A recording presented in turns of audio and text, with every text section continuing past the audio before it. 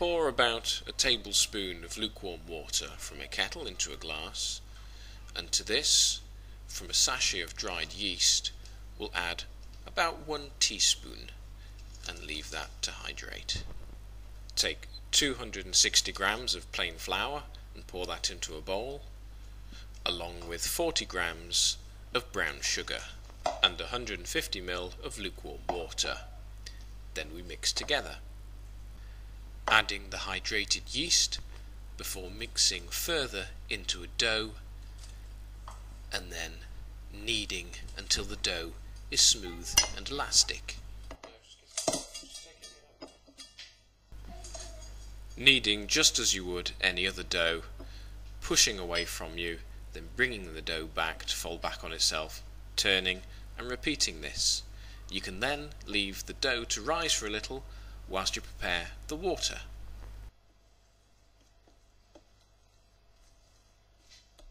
To prepare the water, we use bicarbonate of soda or baking soda, whatever you like to call it. I've got 2 litres of water here. I'm adding a tablespoonful of the sodium bicarbonate for every 250 ml of water. Now we leave that to dissolve in the boiling water until it's completely dissolved, and we can now prepare the pretzel shape. To do this, we take a small section of the dough and roll it out nice and thin, and then simply bring the ends round, twist them over and place that into shape. I'm lining the baking sheet ready with baking paper, and I'm sprinkling over some salt. The pretzels are then lowered into the simmering water and left for about 10 seconds on either side.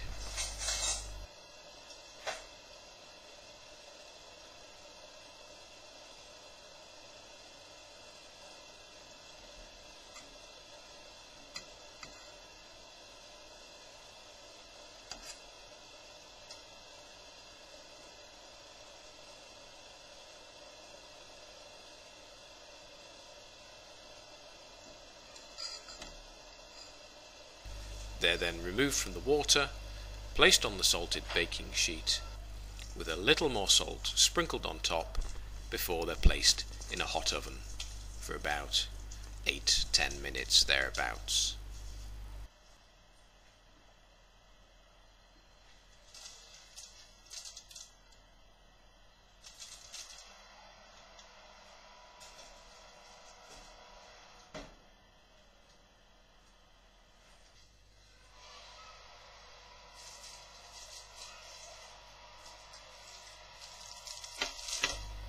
This is the first time I've tried this recipe, so I'm taking them out from the oven, where the recipe said they should be ready. For whatever reason here, underneath, they're just a little bit moist. Maybe I should have drained them a little more once I'd taken them out of the boiling water.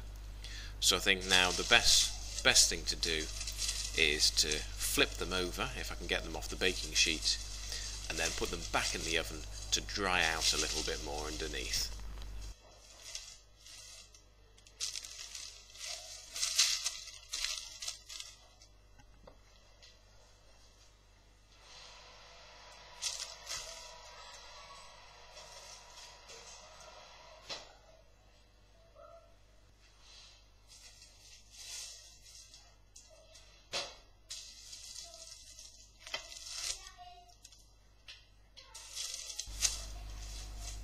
Now those are looking much better.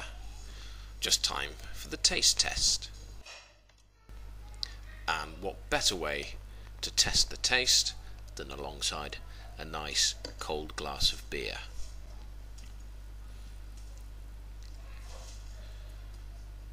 Now it is a while since I've been to a beer garden in Munich, but I have to say, as far as I can recollect, the flavour's not far off at all.